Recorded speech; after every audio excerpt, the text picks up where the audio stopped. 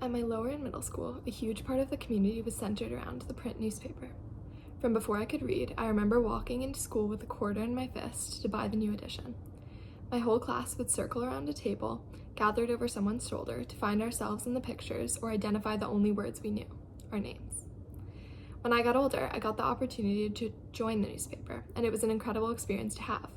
We were pushed to cover topics outside of our school community and go around the city for interviews, searching for opinions. As middle schoolers, we learned so much about the world, ourselves, and our community through the work that we did on the paper. It was magical to see how excited the community was. Students, parents, teachers, and administrators alike all lined up to pick up the latest copy. As an incoming freshman at my new school, Grace Church School, I was so excited to get to sophomore year and finally be able to join the journalism class and write for the paper. I wrote my first several articles on challenging and risky topics. The process of getting them edited and published was delayed and frustrating, but finally they were published on our digital app. And that was it. No one talked about it. I wasn't even sure people had read it. When I got to Alzar, I learned what community engagement could look like.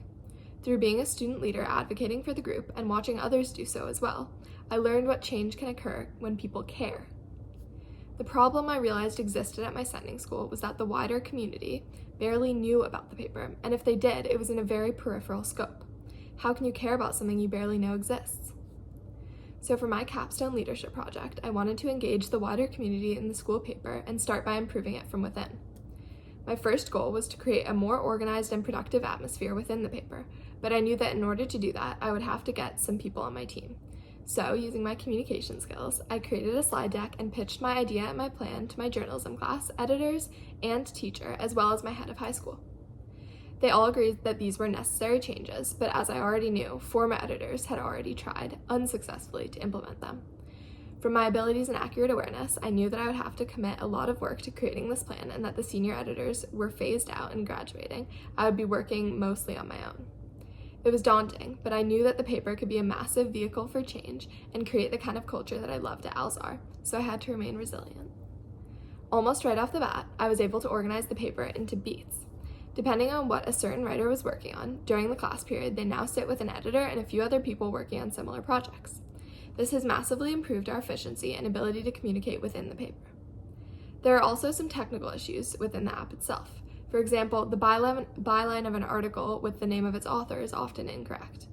However, we are working with the tech department on transferring the newspaper onto a new and more modern software that will resolve these glitches.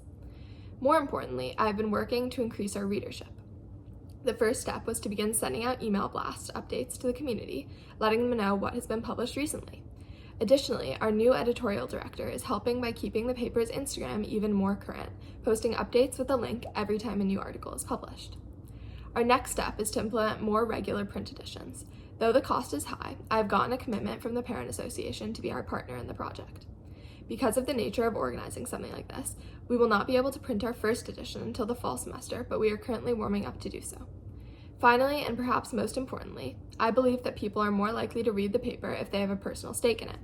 Therefore, I am working with my teachers and editors to create a new column of the paper in which submissions from members of the larger community, such as teachers, administrators, parents, and students outside of the Gazette, could be published. Whether an op-ed, a letter to the editor, or some kind of announcement, the paper and the greater community would really value their contribution. My history teacher, my grade dean, the head of the athletics department, and 2 student affinity group leaders have already committed to submitting pieces next fall.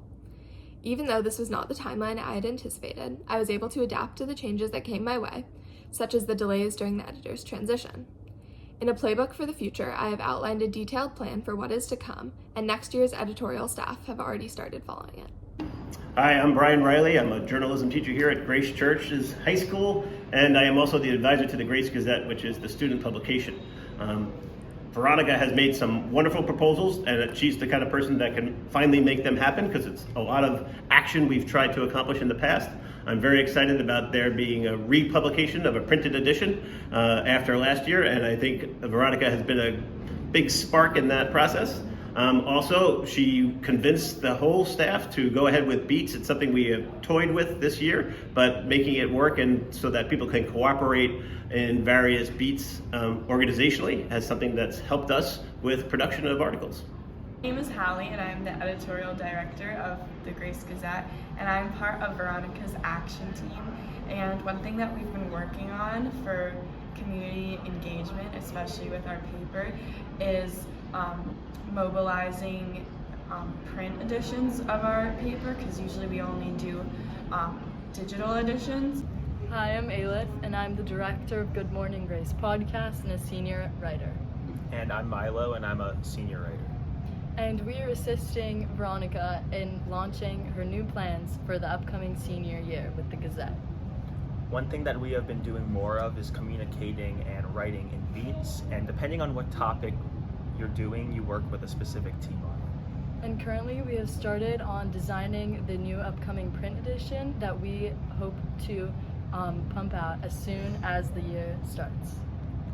Thank you. We'll promote really great community engagement, and it wouldn't have been done without Veronica's lobbying, so we're very grateful for that.